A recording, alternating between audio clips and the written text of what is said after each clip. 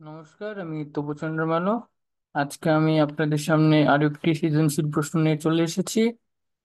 তো সৃজনশীল প্রশ্নটি হচ্ছে 2023 সালের রাজশাহী বোর্ডের আহ, 7 নং প্রশ্ন, যেটি সি প্রোগ্রামিং অধ্যায়ের।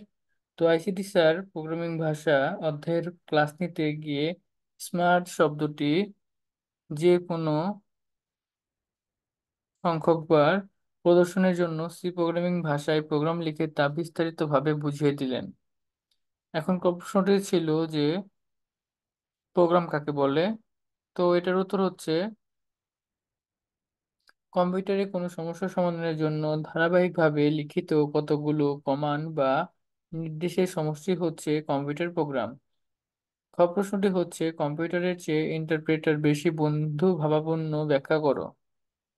তো এটির উত্তর হচ্ছে, আমরা জানি ইন্টারপ্রেটার প্রোগ্রামকে এক লাইন এক লাইন করে অনুবাদ করে, আর কম্পাইলার সম্পূর্ণ প্রোগ্রামটিকে একসাথে অনুবাদ করে।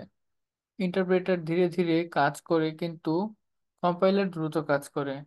ইন্টারপ্রেটার প্রতিটি লাইনের ভুল প্রদর্শন করে এবং ভুল পাওয়া মাত্রই কাজ বন্ধ করে দেয়, কিন্তু কম্পাইলারে সবগুলো ভুল একসাথে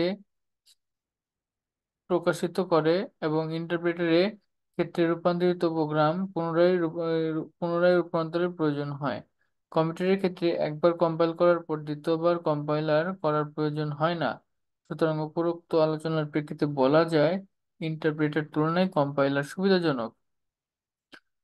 তো গ প্রশ্নটি হচ্ছে, উদ্দীপকের শব্দটি 5 বার প্রদর্শনের জন্য অ্যালগরিদম লিখো। তো যখন আমরা অ্যালগরিদম লিখবো, প্রথমেই আমরা স্টার্ট করব, যেটা স্টেপ ওয়ানে থাকবে। তারপরে স্টেপ টু, অবশ্যই আমরা একটু ইনিশিয়াল ভ্যালু ধরে নিব, সেটা ধরলাম i = 1।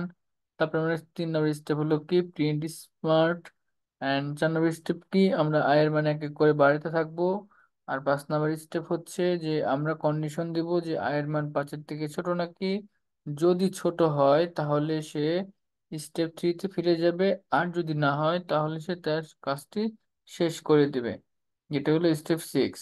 তো এটি ছিল গয়ের উত্তর। এখন ঘয়ের উত্তর হচ্ছে, উদ্দীপকের শব্দটি ইন সংখ্যক প্রদর্শনের জন্য সি ভাষায় একটি প্রোগ্রাম লেখো।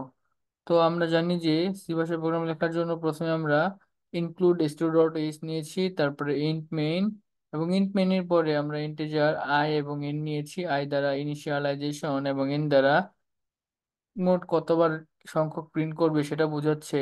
তো আমরা ইউজারকে বলে দিয়েছি যে print F enter your number, then আমরা এটা স্ক্যানএপ করব। স্ক্যানএপ অনুযায়ী ইউজার তার ইচ্ছা মতো এন এর মানটা দিবে। এবং আমরা এখানে ফর লুপ ব্যবহার করেছি।